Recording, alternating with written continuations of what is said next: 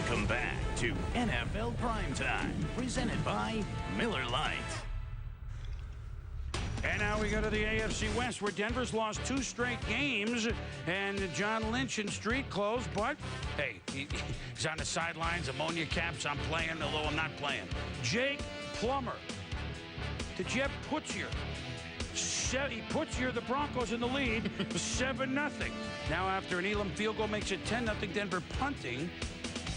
Antoine Peck. Special teams, Houston blocks the punt by Micah Nord. Jonathan Wells returns it to the 1. Dominic Davis scores 10-7, and now it's a game, but not for long.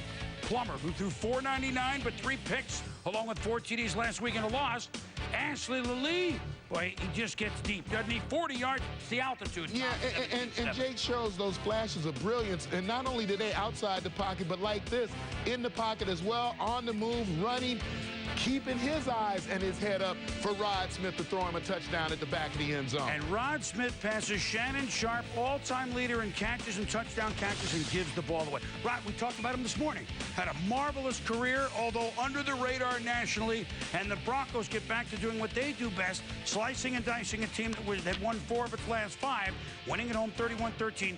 First Denver quarterback with 4 touchdown passes in consecutive games is Jake Plummer since, there's an obvious guess. John Elway. Wrong. Craig Morton, 1981. It's true. I was there for it. Yeah, I know you were. You're shocked then. And the Broncos win 31-13. Meanwhile, here come the San Diego Superchargers. Marty Schottenheimer's team has come from nowhere. Nobody gave him a chance. Fake punt and snap the ball to Jesse Chapman. Tricky Chargers. Marty Ball. Trickster. 22 yards. Drew Brees, 5 touchdown passes last week. Antonio Gates, the former basketball player at Kent State. 16 teams are after him. He signed with San Diego Chargers. A.J. Smith doing the job. 7-0.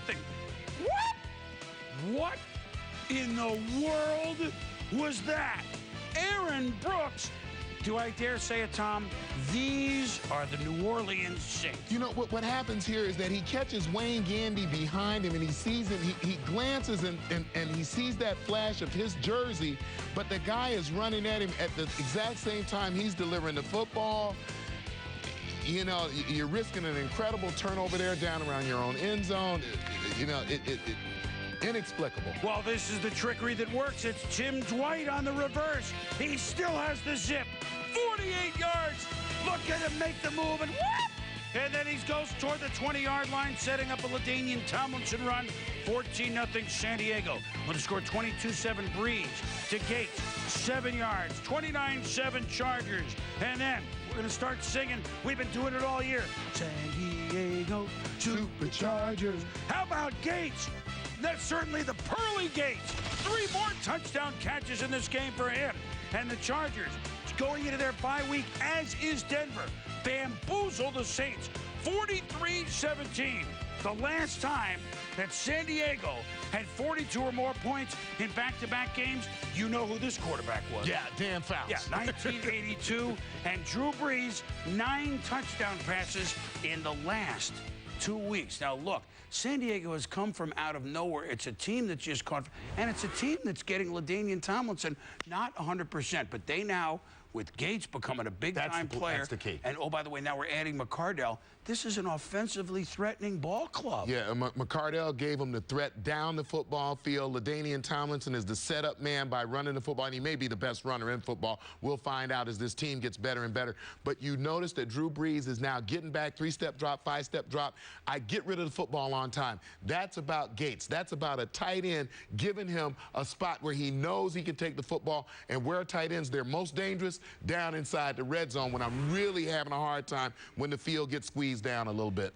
And they remade the offense. Here's a name you're not going to hear, but they tell me that Roman Oben, an acquisition they made on the tackle, and a couple other changes on the line. And you know what it's like for a team to play with confidence, especially when no one expects you to be that confident. And the San Diego Chargers and the Denver Broncos, kind of like the old days a little bit. Yeah. They're 6-3 and both head into a bye way atop the AFC West. When we return, well, Chad Pennington and the Jets, they knew the Patriots had finally lost, And they're playing a team they beat earlier this year, the Buffalo Bills, although in Buffalo, you know it was going to be tough. Tom Brady and the Pats, boy, they pulled out all the stops, and the Rams were just mesmerized. Visa Skycam takes you to Baltimore. Deion Sanders, and there are 52 other Ravens, you know, playing. They know that Pittsburgh is one, and they got to hold serve. We'll see you at the bottom of the hour. Browns, Ravens. And now we go to the AFC East, where the New York Football Jets had a tough win over Buffalo a month ago, but after the big Monday night game, figuring, okay, they're starting to cruise. Chad Pennington and the Jets are 6-1, but Willis McGahee, you don't see it yet here, but how hard did this man run? 7-0 Buffalo, and they went for it on a 4th and 1. Then Pennington to Justin McCairns. McCairns can be a big play receiver. We know that. Jets lead 10-7. Yeah, and take a look. You are not only in the red zone, you are standing in your own end zone by the time he runs this slant. It does you no good to be in the end zone making a tackle. Yes, it's going to be a touchdown. Now we're tied at 10. Bledsoe to Lee Evans. What a catch this was in the corner. And they're going wild on another very windy day in Buffalo. 1-2, yikes. What a play by this rookie receiver. Later on in the third, Mike Williams, and a very scary moment. Falls on his head, the biggest guy on the field, and Bills players, Jets players praying, ambulance on field. Big Mike gives the thumbs up, and then later on, x-rays, negative movement, the last report, so the reports that we're hearing is good. Meanwhile, Lawyer Malloy. The Bills get 3 off this turnover as the Jets down 17-10 are stymied by Buffalo's defense. Then Chris Kelsey with the sack. Pennington leaves the game with a strained right shoulder, and Quincy Carter comes in. Now on his first play, he hands it off in the end zone. It was a safety about 5 yards deep.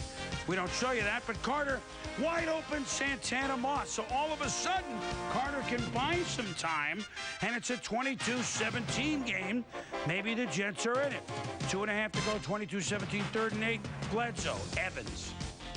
Nice! Again, the footwork by this rookie. What a beautiful throw. He did a great job of tapping one foot down and dragging the other, and a great throw by Drew Bledsoe. And so the Buffalo Bills. The Bills, we said it this morning, it's a 2-game season for them. The Bills, who came in at 2-5, home to the Jets, at New England. Do they make something of the whole 4 months? These would be the 2 games that would determine it. McGahee, 132 yards rushing, many of them hard charges. Yeah, and I think the 37 carries tells us he's back, he's ready to carry a load, and he's got that easy glide. It's God-given. He runs a lot faster than it appears that he's going. 2 wins in the win for Buffalo. They're a very good win team, and they're circling a wagon 1 at a time. McGahee, 100 yards in 3 starts. The Bills have won all 3 of those games. Meanwhile, the New England Patriots, it had to end sometime, didn't it? 21 straight wins. They lost last week. And here they go into St. Louis, the first time they'd seen the Rams since that nothing short of amazing Super Bowl 36 in New Orleans at the end of the 2001 season. The Patriots going in superb, very much depleted, and Mike Martz and company knew that, along with Mark Bolger. Already Ty Law, Tyrone Poole out at corners for New England. Asante Samuel hurting shoulder on the play, and so he's out. So Samuel out. Troy Brown and Band of Renown. He's playing defense, playing Sean McDonald one-on-one in coverage. Hey, how about Troy Brown? I love that. Huh? And who else would think that up than Bill Belichick and company? Brady hit by Damon Lewis. Fumble, Leonard Little touchdown. Of all things, a St. Louis defensive touchdown, 7-6 Rams. But then Corey Dillon, weren't sure if he was going to play. Boy, did he play. 17 yards, first down. Same drive. Brady, remember the Super Bowl? Mike Vrabel, the Super Bowl last year, caught a touchdown, did everything, catches one from Tom Brady. Then, next drive, Mark Bolger to Isaac Bruce. Game on, perhaps. 14-13 Rams. Then Adam Vinatieri kicks another field goal, and everyone went right down the middle, Tom. So it's 16-14 New England. Bolger hit. Number 55 is Willie McGinnis. And bang! Forces the fumble. Jarvis Green falls on it. So the Rams not making the plays in the last 2 minutes of the first half. And now wait wait a minute. Adam Vinatieri, instead of a field goal in the second half, a touchdown to Troy Brown. Are you kidding me? It's almost out of the Sandlot, Tom. Well, just take a look. Troy Brown had lined up on the field. We'll show you another shot of this later on after the highlight. But them taking advantage of the trick play against Mike Martz of the Rams is just kind of unusual. So 26-14, Vinatieri, the greatest passer rating in the history of football. Now, Corey Dillon, not a bad runner rating. 5-yard touchdown, 33-14. And then, Troy Brown almost has a pick. I mean, he's been such a great receiver, such a great return man, and Adam Vinatieri, Patriots. I mean, they just go in and embarrass the Rams. Final, 40-22. Couple of TD passes. Brady, you saw the one for Vinatieri. Dillon, hurting, didn't play last week. 112 yards rushing. And, oh, by the way, Vinatieri also doing what he does best with 4 field. And this was the New England Patriots saying, you know what, we have the players who we have. And we're going to devise schemes and ideas. And they're all ready to play. They're all ready to play. How about the other team? Well, look, anytime the game comes down to talent, we knew that coaching was going to have a large part in, to play in how this game was going to come out. I'm going to show you 2 plays here. Number 1 is going to be Mark Bulger attempting to catch the New England Patriots off guard. Bulger's going to walk away as if he's going to the sideline. Direct snap to Marshall Faulk, goes for 3 yards. Patriots fully prepared. Here, down around the end zone, Troy Brown comes toward the huddle, moves out, gets set. Vinatieri throws in the football. Rams not ready for the play, even though they had 2 weeks to prepare for this game. So just goes to show, and I think that really is, New England won the 21 straight, 2 out of the last 3 Super Bowls. They are a team that is always fully prepared to come out and play. And I just thought it was funny that they used so many trick plays today. A couple of things that they pulled out of the trick bag because they knew that they were playing a guy who likes to do that kind of thing. And who would think up? We were talking about on the show this morning, Rodney Harris, well, would he play some corner? Would he do this? Who would think up Troy Brown? Troy Brown. Defense. And he should have had a pick. And they're ready. They're all ready, New England. Yeah. They're all ready. And so much for, they're going to start this little losing run in November because they're at St. Louis, they're at Kansas City in a couple of weeks. And with the Jets losing, guess who's back in first? Yeah.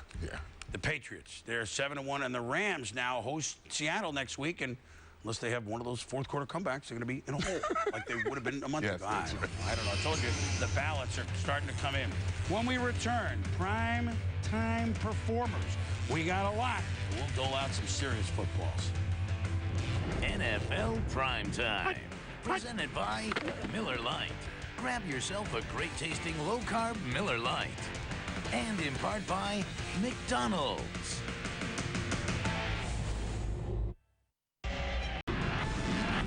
Primetime Performers. Brought to you by Nexium. Talk to your doctor about prescription Nexium. Boomer, my game ball goes to the bus. Jerome Bettis, he had a major tune-up coming into this game. 33 carries, 149 yards. They finally beat off the last of the undefeateds in the Philadelphia Eagles. What a game for the bus. Looked like the old bus. Well, and yes, and the new bus ain't too bad either. Meanwhile, last week, Pittsburgh beat New England, so what do they pull out? A Vrabel touchdown. Troy Brown playing pass defense. Their Pro Bowl kicker, Adam Vinatieri, becoming close to Pro Bowl quarterback. Even made a nice throw on the play to, naturally, Troy Brown. Bill Belichick and staff. When the chips are down, who do you want in your corner figuring it out? Other streaks that ended. The Cards and Raiders ended 2-season road losing streaks. The Cards, as a franchise, beat Miami as a franchise for the first time. And Tim Brown, his streak, Jerry Rice, Tim Brown, catching a pass in every game is snapped. And now, New England, Pittsburgh, Philly, 7-1. Every team has played at least half the games on the schedule, and we're really 4 or 5 on the top, and the good teams figure out a way. That's what I'm saying. We're starting to figure out who the good teams are. There's going to be a few surprise teams as we go down the stretch. Divisional changes. We're already seeing them. Pittsburgh moving up from last year. We're at the bottom. Now we're at the top. So, some things are changing. And, storybook in Pittsburgh was they beat the 2 undefeated teams. For Tom Jackson, I'm Chris Berman. Thanks for watching NFL Primetime. We have Sunday Night Football. The Cleveland Browns, the Baltimore Ravens at the Big Crib Kick.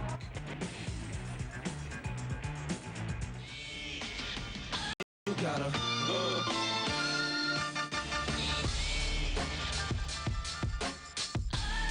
You know, I'm that kind of guy. No matter if the odds are stacked against me, you don't want to leave that stadium because you never know just what might happen. look, they hearts racing, they start chasing clowns so fast when I blow past that they can't. In the presence of the man, your future look better than your past. If you present with the man, you better. There is only so much that you can control within your own life. And if you take care of your business, then you shouldn't be so worried about what other people say. Don't allow it to break you down because you're better than that. I lead by example. I want to speak for this team. I think I'm more than a conqueror. I'm never content. Beyond the call of duty. I don't feel like I have anything to lose. That's the ultimate competitor. I'm not afraid.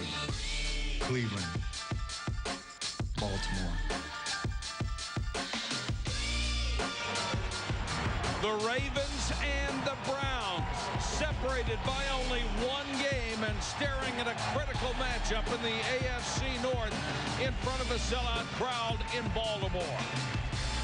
Good evening, everybody. I'm Mike Patrick. It's great to have you with us. The Ravens come in here tonight at 4-3 on the verge of getting back to full strength. If they can win this game to go to 5-3, they will have set themselves up for a second half run. At 3-4, the Browns needed even more, and one of the reasons they might get it tonight is Jeff Garcia, and that's because, Joe, he is getting more and more comfortable in this offense. He is, Michael, but I want to talk about Jeff Garcia, the football player. He's not this physically dominant individual. He's not 6'4". He's not 245 pounds. But how do you measure a man's heart? That's what Jeff Garcia is all about. Now, when he left San Francisco, it did break his heart, but he also felt a sense of relief. And boy, did he solidify the Cleveland Brown quarterback situation. He is the man. Evidence the fact over the last 2 weeks that this offense has averaged over 30 points. Now, when I had a chance to sit with him yesterday, I got the distinct impression that he was very respectful of the Baltimore Raven defense, but he didn't think it was all that special. Joe, Jeff Garcia beat this defense the first time these teams played. Some people said it was David against Goliath. Well, tonight, Goliath, Paul McGuire, gets a rematch. Well, the Cleveland Browns tonight are going up against the #1 scoring defense in the National Football League. They've only allowed 100 points in 7 games. They've sacked the quarterbacks 20 times. They've taken the ball away 15 times. 3 of those were for touchdowns on defense. Now, I don't see any flaws in the Ravens defense, but talking to Jeff Garcia yesterday, he says he sees flaws. And tonight he's going to try to exploit them. Stay tuned. Well, Paul, Ray Lewis certainly is not the flaw. He is the linchpin for possibly the game's best defense. We'll be back to Baltimore in a moment.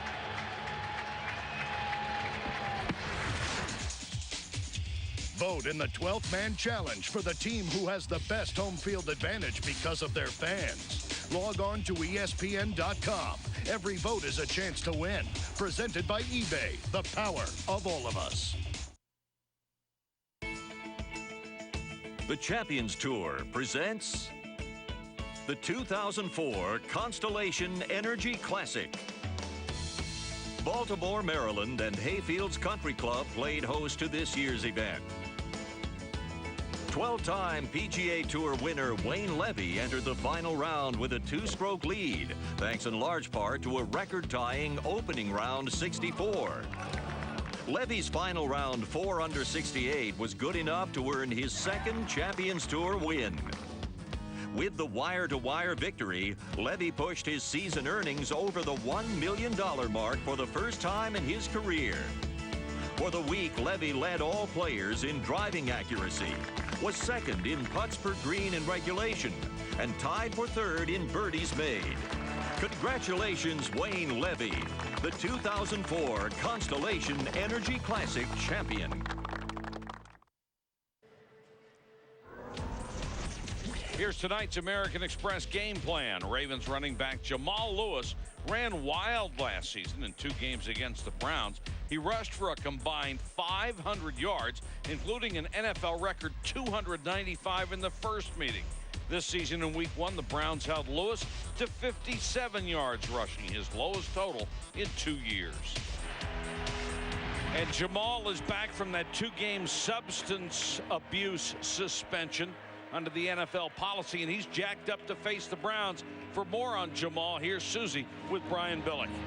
Well, Mike, I think Brian would have to agree with his players that with Jamal back, the team has a different attitude, a swagger. How do you think he's handled this whole thing since it became public? Oh, I think Jamal's handled it fabulously. I think he's had a sense of purpose. He's kept it in its proper balance, and he's thrilled to be back. You've known him for more than 4 years. How's he evolved? He's like all these young people. They grow up right in front of your eyes, and that's a funny thing to say about pro players. But Jamal came to us very young, and to watch him grow and mature, become a part of this community, it's been one of those things you're going to look back at with and enjoy. With him back in the lineup, how does it help your blood pressure, sense of well-being? Well, you know, our profile is always the same. Play dominating defense, run the ball, be physical, make plays on special teams, and he's a huge part of that. Good luck tonight. All right, thanks. And Mike, great access tonight. Brian Billick wired for sound. Some great insight from the sidelines. All right, Susie, thanks very much. And ESPN presents Visa SkyCam. Innovative technology on ESPN, the worldwide leader in sports.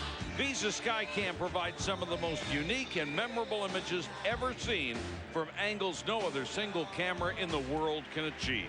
And we're excited to bring it to you every Sunday night. We're in Baltimore, the kickoff between the Browns and the Ravens when we come back on Sunday night.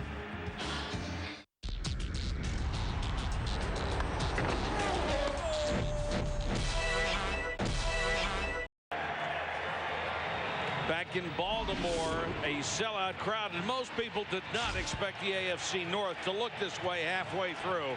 The Pittsburgh Steelers have done a sensational job. Bill Cowher and his rookie quarterback, Ben Roethlisberger, staggered undefeated teams on back-to-back weekends. How about that? Well, Ben Roethlisberger is the only rookie that I've ever seen that doesn't look like a rookie. And how about the compliment of the old vet today, Jerome Bettis, filling in for Deuce Staley, over 100 yards. And Dick LeBeau takes a year off, the grandfather of pressure. Unbelievable. Wade Ritchie kicking to Richard Alston. We are underway in Baltimore. Alston, a new acquisition who was with the team in training camp. Ritchie, the only one who could get him.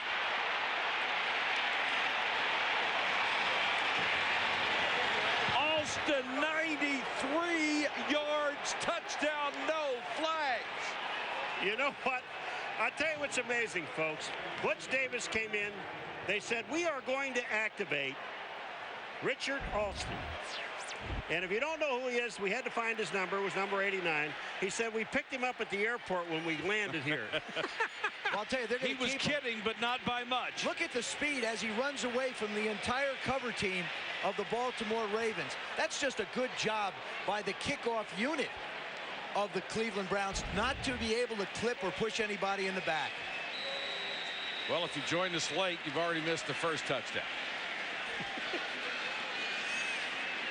Holy Yeah, cow. you're 14 seconds late. Yeah, Phil Dawson for the point after. And what a tremendous beginning for the Cleveland Browns, some of whom had to be asking themselves, how do we score against this Ravens defense? We just found a way. Well, did you listen to the talk that Susie had with Brian Billick? He said we depend on our defense, our special teams, and Jamal. Well, they've already been let down on the opening kickoff by special teams. Well, Corey Fuller, you see number 24 has a shot at him, but he slides, and then you watch Alston. You look at him start to accelerate now.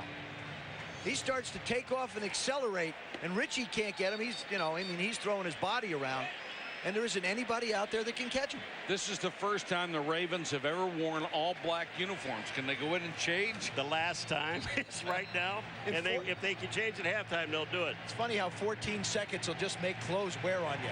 Brian Billick almost can't, well, he can't believe what he's seeing. Well, you didn't need the microphone on him to understand that reaction. Well, you know, the thing about it is you already got beat once this year by this football team. You are fired up all week long. You guys were here Friday talking to the team, and these guys were really fired up about this football game. You come out here, and your defense is your dominant deal. Your kickoff team goes down and gives up a touchdown. The Ravens only scored 3 points against this Cleveland Brown team in the opener. It's been 15 years since they did what they just did. B.J. Sams from the 6. Slips the first tackle and gets to the 25. The Ravens offense will have to do without Jonathan Ogden tonight. Veteran Ethan Brooks goes at left tackle. The wide receivers have to start making plays. Kevin Johnson averages 66 catches a year. This season, just 11. Jamal Lewis is back. The best news the Ravens offense could have, especially the way he is run against Cleveland. And Neion is in at wide receiver on the top side. Quick pitch the other way to Taylor. And Taylor gets it out to the 29-yard line, taken down by Robert Griffin, the strong side safety. Kyle Bowler off to a good start. Actually had his best game last week against the Philadelphia Eagles. He was within 2 yards of his best yardage. 63.2 completion percentage was his best, and had to really assume a lot of the leadership role with a lot of important pieces of that offense sitting down. The major piece is back. Lewis blocks on this one, and that pass, quick shot out to the sideline, is short, intended for Clarence Moore, the rookie who had a big week a week ago. Browns lineman Kennard Lang has 4 sacks this year. 3 of them came against Baltimore in the season opener. Andre Davis plays in the middle of a pretty good run defense. He's second on the team with 55 tackles. And in only his 4th year, Anthony Henry already has 16 career interceptions, including 3 of the team's 8 picks this season. Ball with the throw is 3rd in a row. This one batted down in his face. Kennard Lang got a hand on it. So the Ravens come out and throw the ball 3 times, hit the first one, missed the second 2, and that's the problem when they come out to throw on first down. Everybody's sitting at home saying, okay, Jamal Lewis is back. And you see the job that Lang does, but Jamal Lewis is back. Why do they come out and throw 3 times? Because you want to loosen up the defense a little bit, and it's a long football game. Jamal get his chances. Zastudil to kick to Northcutt. Dennis, number 5 in the NFL in punt returns this year. And Zastudil hangs that one up beautifully. Zastudil drives Northcutt all the way back to the 16-yard line. Takes it back across the 31. And Harold Morrow down on special teams. A 15-yard return after a 54-yard punt. I'm Marty Reed, and this is another U.S. Nationals memory. The year is 1982. Shirley Muldowney finds herself in the Top Fuel final, racing former companion and crew chief Connie Coletta. Muldowney wins what she then called the race of her life, winning the 1982 U.S. Nationals.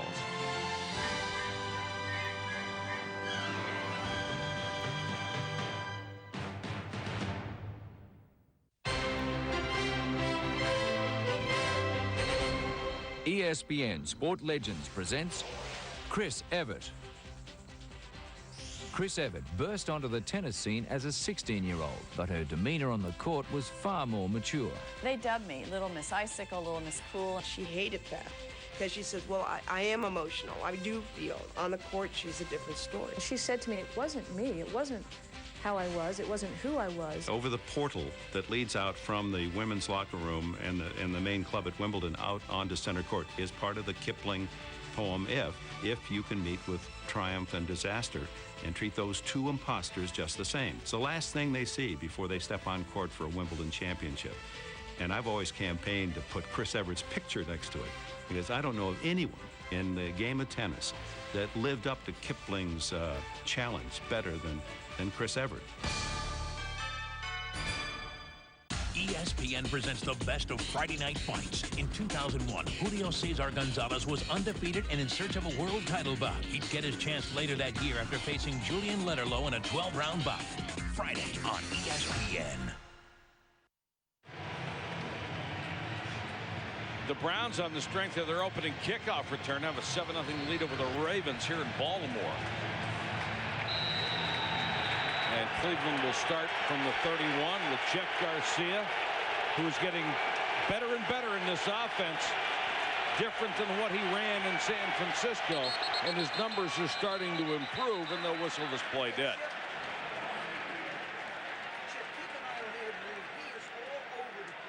Prior to the snap, false start, 63, offense. 5-yard penalty, field first down. Kelvin Garman, the former Dallas Cowboy, called with a 5-yard penalty, moving. Garcia, who was a 3-time Pro Bowler with San Francisco, let go because he wouldn't renegotiate his salary, and now he is trying to carry this Cleveland Browns offense on his shoulders.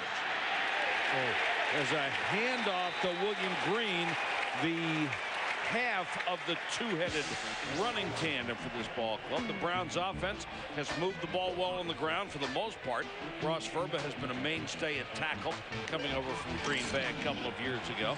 Injuries have slowed the wide receivers. Dennis Northcutt on a pace to match last year's numbers that were career highs.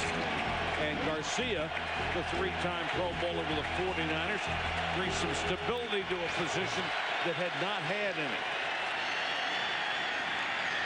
Green in the flat. Got away from Demps, at least momentarily. The front three in Baltimore's defense allows others to make plays, but Marcus Douglas is doing even more than that. He's third on the club with 44 tackles. Ray Lewis heads an exceptional group of linebackers.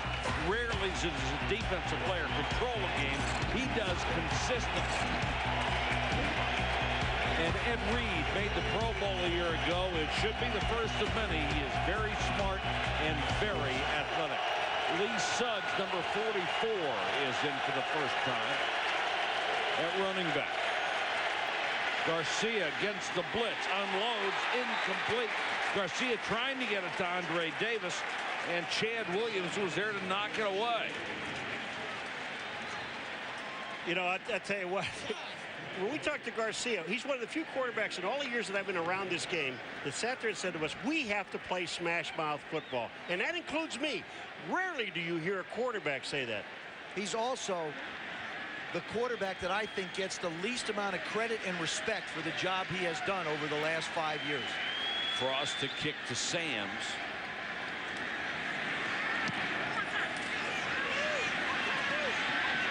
Sams has a couple of personal protectors back there with him. Gets a block across the 40 to about the 41. An 18-yard return.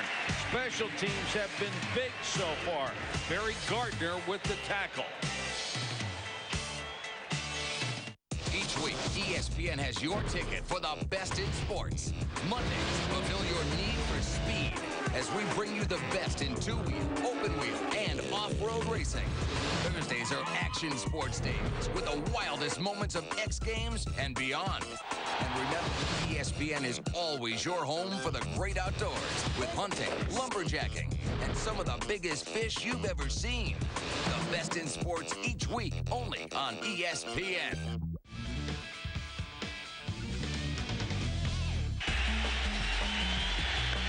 Fly ball, deep drive to left field, and it's gone right now.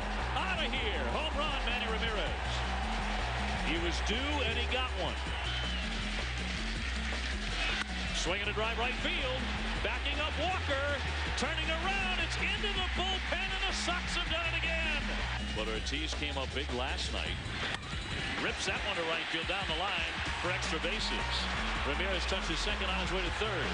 Ortiz heading to second base. Manny pulls up to third and stops there. He's swinging. High fly ball right center field. Very deep. It's sailing. It's off the wall. He swung on 3-0. He drives in 2. Ground ball back to the mound. Falk with it. Got him at first base. They are champions of the world. ESPN Sunday Night Football, brought to you by the all-new Toyota Tacoma. Now that's moving forward. The coldest tasting beer in the world, Coors Light, the official beer sponsor of the NFL. UPS, what can Brown do for you? And MasterCard. There are some things money can't buy. For everything else, there's MasterCard. M&T Bank Stadium in Baltimore sold out, 68,084 tonight.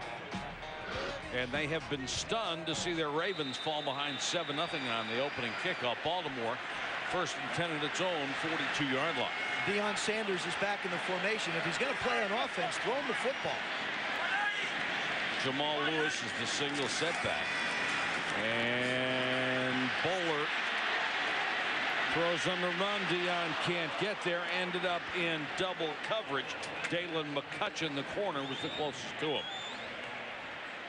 Deion Sanders lines up on offense. He did in the first play of the game, too. This time they decide they want to go to him.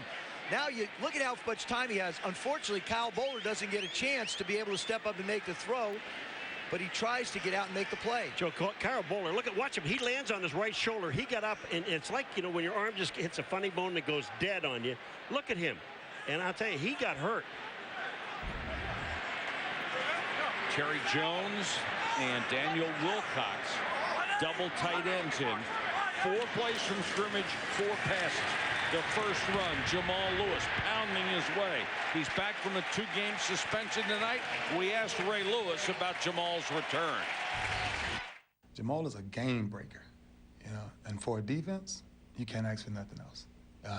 When you're talking about change of field position, when you're talking about an attitude, when you're talking about just knowing that one tackle away, he can go 70 yards, 80 yards.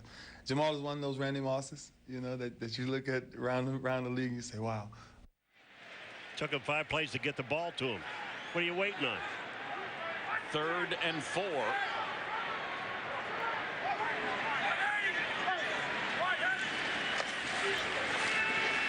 Pressure coming. And Bowler throws complete. What a throw. And Kevin Johnson made the catch. That's about as magical a catch as you're going to see. I mean, Bowler throws it anywhere he can, but an unbelievable grab by Kevin Johnson. You got a flag on the play, too, and it may be back, and it's back by where the quarterback Bowler is. He got hit in the head. Look at this catch. Personal foul, roughing the passer, 96, defense. It's quarterback in the head. 15-yard penalty from the spot of the catch. First down. Kennard Lang, who had 3 sacks the last time these teams played. Here's that catch again, and I mean, you take the shot. What happened is Kennard Lang hit him with a forearm in the head. See the right hand hit him in the head. You can't. I don't even know what you're thinking about. Can't touch the quarterback in the head. But what a sensational catch by Kevin Johnson. It was like that pass sneaked up on him. Yeah.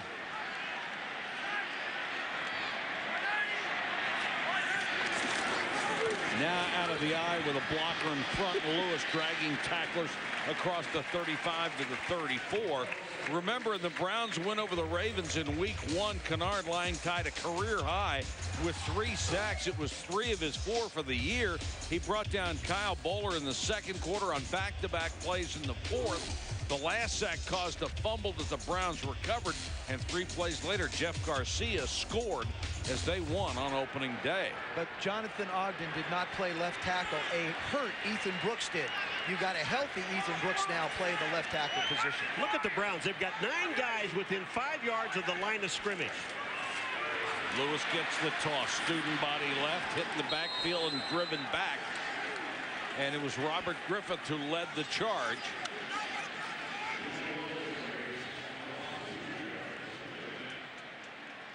The Browns defensively last year were not near as disciplined a football team. What they did is they blitzed, and then Jamal Lewis would cut back, and he'd be gone into the secondary. This is an entirely different approach. They were embarrassed through the entire offseason because people just talked about the 500 yards that Jamal Lewis got against them. They weren't going to let it happen again. 3rd and 8 for the Ravens. Bowler almost looked like he shot putted that one, and it's incomplete. You know, after that shot he took in his arm, I wonder if that arm is going to be all right, because he really landed on that elbow when he got hit. But this does look like a shot. But look at this throw. And to be honest with you, not even close. But that's the way he throws. He throws real tight right to the head. Good. He really throws tight. His arm doesn't get away very much. And he's got to throw to a black jersey. But I do think that his shoulder is sore. He's been nursing it a bit. Stover is on for a field goal try.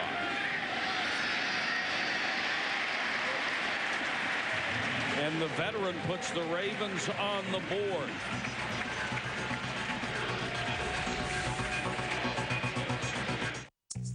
Get ready for some fireworks when two of the game's elite quarterbacks meet in Indianapolis. After last week's stunning losses, it will be no holds barred for these great offensive teams. Vikings, Colts live tonight on ESPN.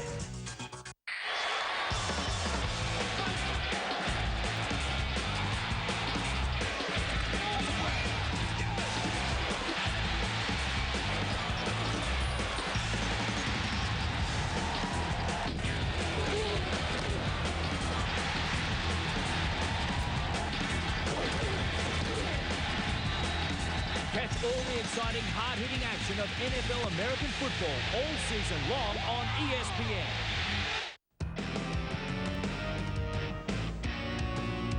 Touchdown. Here's Leftwich stepping up. Leftwich throwing. Intercepted. Picked up by the Monkeys. Vegas. On course for the score. Dorsey short set and throws and it's intercepted. Nathan Vasher, the backup corner with a pick. Vasher with blockers in front. He'll go for the touchdown, Chicago Bears. Broadcast jumps off sides on that line, and Green's got a free down to the end zone. Caught by Tony Gonzalez. His second touchdown reception today. How about finish with a birdie? The $10 million season, first time ever on tour. DJ Singh wins number 9. Who was our Sunday stud? Who had the best day in the NFL? How about Sean Alexander, 160 rushing yards for the Seahawks. Jerome Bettis, 149, the Bus Point Cross Country. Michael Pittman, Jake Plummer, or Clinton Portis. You can vote right now by logging on to ESPN.com or NFL.com. We'll give you the results in the fourth quarter. How about a right in for Richard Alston, who took the opening kickoff back for a touchdown? He gets my vote, one more. And he wins it. Alston backpedals to the one. This time he runs into a big wall. Taken down by Harold Morrow. Let's go to Susie Colbert. Well, Mike, Butch Davis shared with us the three ways that Jeff Garcia has impacted this team. Number one, clarity to the quarterback position. Remember last year, bouncing back and forth between Holcomb and Couch. Number two, his intangibles. He's such a fierce competitor. He's raised the accountability of everybody on this team. And number three, his ability to make plays. When everything falls apart, his scrambling ability keeps plays alive. It's been a growing process, but over the last couple of weeks, you've seen it start to click.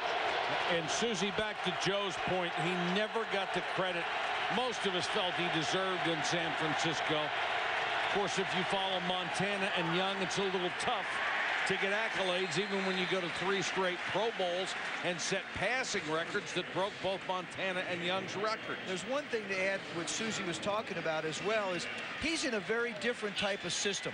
He got ingrained for 5 years in the West Coast system in San Francisco, which basically means that one of the sides away from where you're throwing the football is protected. He's now in a system where he has a hot read in case it blitzes on one side, and he has sight adjustments on the other side. So he has to be aware of both sides of the field, and it's taken him a while to get comfortable with it. 2 tight ends in right now, Hayden and Shea. They have been surprisingly good for this ball club. Remember, they had counted so much on Kellen Winslow. Prior to the snap, full start, 63, offense. 5-yard penalty, still second down. That's the second penalty tonight on Kelvin Garment. I'll tell you what's happening. First of all, these guys can't hear. But the most important thing is Jeff Garcia's got him at the line of scrimmage a little bit too long, because these guys are faking like they're coming right now. The defense I'm talking about. You've got to get that ball off quicker. I don't care if you can't hear. If you're a guard, look at the football. It's only 2 feet away from you. Yeah, the guard's right there. 2nd and 14 for Garcia, flushed out of the pocket. A little screen to the tight end, Hayden. And Hayden only gets it up to the 18-19-yard line, where Anthony Weaver brought him down. You know, the thing about it is when you run a screen pass against an active defense like this defense is here for the Baltimore Ravens, it really is hard to do, because watch all of these guys. After this ball is thrown, watch the people that react, okay? Now count the black jerseys as they come in. There's 6, 7 in the frame. You're not really going to go anywhere. And really, those defensive linemen are just converted linebackers. They're only 260. Antonio Bryant, recently acquired from the Dallas Cowboys, is in as a wide receiver. Pressure comes on Garcia, batted down, and it was Marcus Douglas, the defensive end. Boy, when you're gonna throw the ball, you know, it's easy for us to say they're hearing all that noise, the linemen. But what happens is you got to take these guys out if you're going to try to throw the ball over the middle and throw it short. Douglas was there, got up in the air, and knocked the ball down. That's what happens when you're a 6'1" quarterback and you try and throw the ball in the middle of the football field, as active as this defense is. I think Garcia and Terry Robisky's the offensive coordinator to have to start to challenge outside more. You know all about that, don't you, Shorty? Shorty guy, yeah. Vertical challenge, thank you. Derek Frost to kick to Sams, had a lot of pressure right in his face. Sams from the 30. Very, very quick. Takes it across the 40. Net 40 yards on the kick after an 11-yard return. Will it be Jamal Lewis's series when we come back? I'm Marty Reed, and this is another U.S. Nationals memory. It's 1978, and Tom the Mongoose McEwen enters the U.S. Nationals in spite of his son's death from leukemia just weeks earlier. Don the Snake Prudhomme encouraged McEwen to enter the Nationals as a form of therapy, and ironically, the two would meet in the final. A career best run carried the Mongoose to a courageous win over the Snake, and McEwen became 1978 U.S. Nationals champion. College football fans, rejoice! Now you can watch over 150 of the best matchups from the best conferences right on your computer. Just log on to espn.com and click on the ESPN Game Plan logo. You're on your way to over 150 of the best games. Sign up for a weekly subscription for the entire season. Watch games live, watch games that are archived, or